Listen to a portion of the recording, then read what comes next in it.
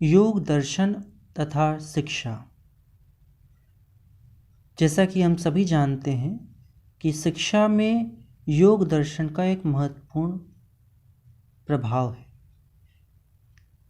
हमने सांख्य के बारे में पढ़ा था और सांख्य के समान ही योग दर्शन भी एक प्राचीन भारतीय दर्शन है।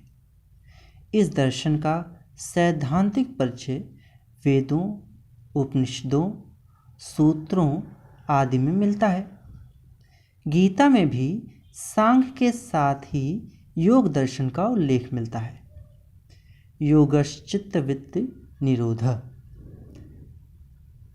परंतु अगर इस दर्शन का व्यवस्थित स्वरूप देखना है तो यह प्रस्तुत करने का कार्य महर्षि पतंजलि ने किया था। एक व्यवहारिक दर्शन उन्होंने दिया जिसके माध्यम से मोक्ष प्राप्त के लिए विवेक ज्ञान के साथ ही योगाभ्यास को महत्व दिया गया। योग दर्शन का मुख्य विषय साधना है। साधना किस प्रकार से की जाए इसके विषय में बताया गया।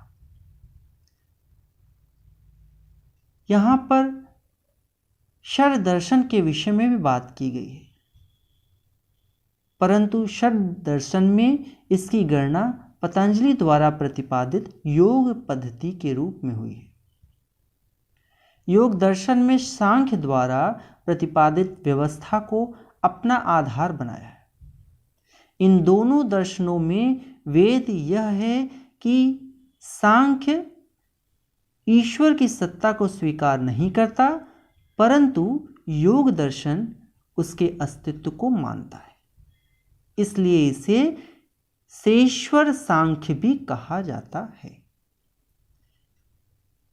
भारतीय दर्शन में सांख्य और योग युग्म की भांति लोकप्रिय है। तो यह संक्षिप्त योग दर्शन के विषय में आपसे एक चर्चा की गई।